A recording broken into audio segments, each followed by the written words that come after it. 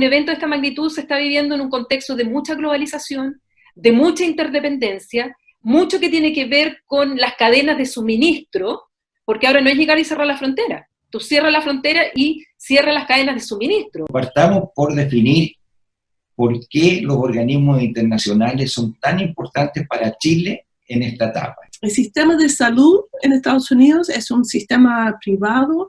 En verdad, uno no podía hablar que casi no hay salud pública y como consecuencia no hay una capacidad de responder. El rol de Estados Unidos es fundamental y no lo ha podido cumplir en buena medida por la manera como Trump sabotea la propia capacidad de Estados Unidos de liderar. Uno podría observar que dependiendo también cómo sean estos modelos de desarrollo, depende cuáles son los niveles de aprobación que están teniendo los presidentes en América Latina. Pero si tú miras Vizcarra en Perú, o Fernández en Argentina, Duque en Colombia, cada uno está metido en su propia obsesión, su propia preocupación, y poco y nada hablan de los vecinos.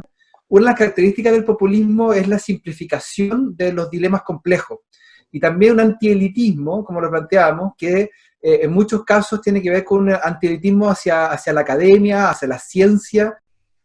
Yo creo que hay un germen que se dio ya con el movimiento social post-octubre. Se veía un discurso populista desde la calle. Pero por la causa que haya sido no dieron resultado, porque la idea de las cuarentenas es tratar de evitar que se vayan produciendo demasiados casos al mismo tiempo. Que no es lo mismo hablar del Gran Santiago que hablar a lo mejor de una localidad rural de 5.000 habitantes en los cuales tú puedes manejar ese tipo de cosas. Entonces creo que en el sentido de caída inmediata los números asustan y creo que en Estados Unidos esto se ha vivido de manera especialmente fuerte. Y es posible que exista pues unas ciertas tensiones políticas y sociales derivados pues de un contrato social en Latinoamérica que en algunos casos no ha funcionado. En realidad, la distinción entre izquierda y derecha en los últimos 30 años en cuanto al modelo económico ha sido muy, muy reducida.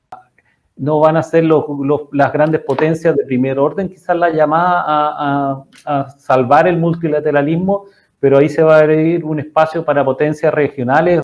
Del gobierno ha dejado bastante que desear. Siempre ha ido detrás de la epidemia y eso es lo que uno quiere ir adelantándose. Uno se queda adicto al número y detrás de ese número invisibiliza a colectivos que dentro de los más afectados de los trabajadores están siendo especialmente golpeados.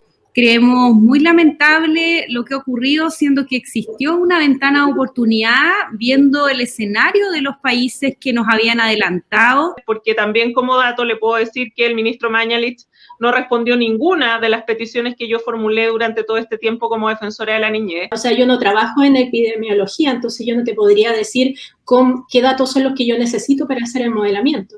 Pero mientras más datos tengamos, es mejor. Un disfraz de transparencia. Lo que se ha hecho, que también de hecho ha sucedido en México, pero en México se iba a base de datos anonimizada individual.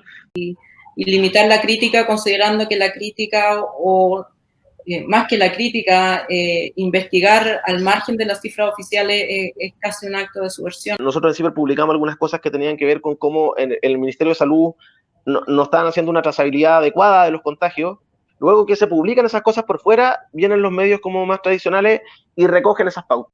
Cuando en España nos quisimos dar cuenta, evidentemente ya era tarde, porque nadie reaccionó a tiempo y a todos nos cayó como un imprevisto.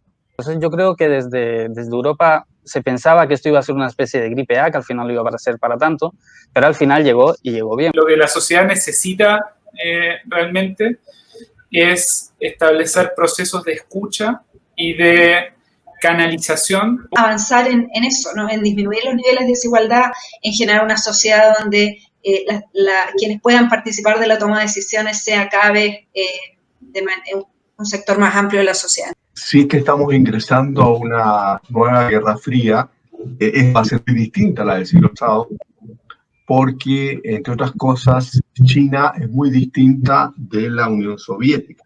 En la medida que el conflicto entre China y Estados Unidos se tensiona más, Estados Unidos ha intentado también recuperar sus alianzas en la región. El contrato de que habla Rousseau, el contrato social entre ciudadanía e instituciones, ¿cómo lo hace usted conjugarse adecuadamente?